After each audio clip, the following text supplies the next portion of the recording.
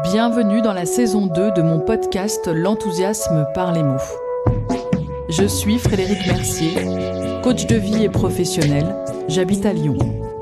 Cette saison est une plongée au cœur des séances par des partages ou des témoignages en lien avec des thématiques rencontrées régulièrement.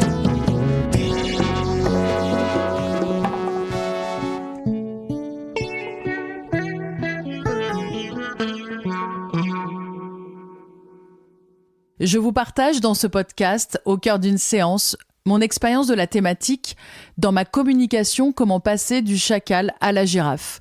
Cette thématique fait référence aux enseignements de Marshall Rosenberg, lui-même fortement influencé par la révolution pacifique de Gandhi. Dans la plupart de ses conférences et de ses présentations, Marshall Rosenberg se sert de deux marionnettes pour illustrer la communication non violente. La girafe représente la communication empathique, car de tous les mammifères, c'est elle qui possède le plus gros cœur. Elle garde toujours une vue d'ensemble, c'est ce que l'on peut appeler la prise de recul, ou avoir une vision plus globale des situations. Elle possède des antennes sur la tête, ce qui lui permet d'avoir des perceptions beaucoup plus importantes. Le chacal, lui, souffre. Il part au quart de tour et montre les dents. Rosenberg ne souhaite pas du tout symboliser le bien et le mal, au contraire.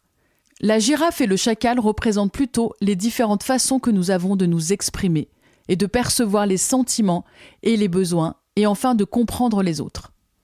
C'est enfiler ses oreilles de girafe pour comprendre la véritable demande que cache le hurlement du chacal. En séance, nous réfléchissons ensemble sur les situations ou les conflits où vous vous êtes senti chacal dans votre communication. Qu'est-ce que cette posture de chacal dit de vous, de vos blessures ? Avoir une attitude de chacal, c'est aussi se sentir en survie, prêt à bondir. C'est aussi parfois être guidé par ses peurs. C'est souvent une étape difficile, une prise de conscience de l'art de communiquer. Pourquoi j'emploie le mot de l'art ? Parce que c'est tellement complexe, subtil, angoissant et créateur de situations qui marquent nos mémoires et nos ressentis. Parfois, évoquer à nouveau certaines situations où la communication n'a pas pu aboutir à un terrain d'entente, une prise en compte des sentiments des uns et des autres, est une véritable souffrance émotionnelle, un raz-de-marée.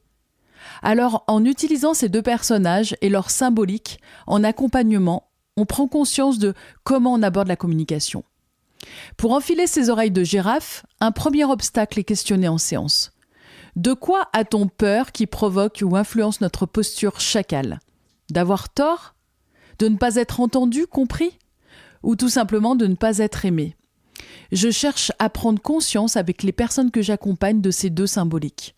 La girafe et sa bienveillance, son écoute et son auto-empathie. C'est quoi l'auto-empathie ?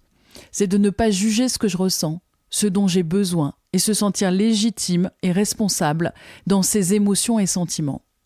Même si l'autre ne comprend pas, ne fonctionne pas comme moi, je m'autorise à ressentir.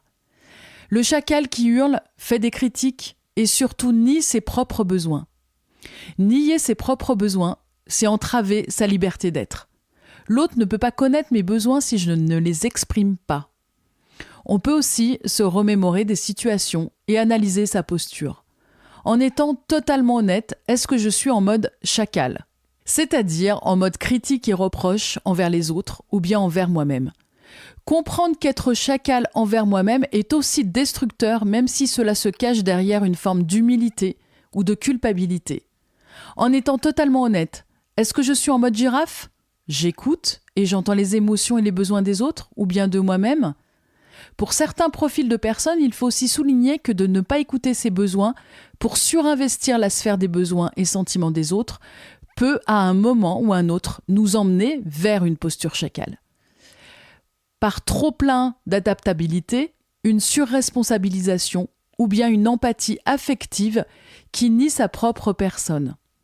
Ces marionnettes sont un déclencheur aux prises de conscience, mais la méthode, la philosophie de vie transmise par Marshall Rosenberg vont beaucoup plus loin et demandent aussi de creuser sa connaissance de soi. Il faut s'entraîner encore et surtout dans mes séances, je n'ai de cesse que de dire que ce n'est pas naturel. Pour finir, je citerai Marshall Rosenberg. Recevoir avec empathie n'implique pas nécessairement de s'y conformer.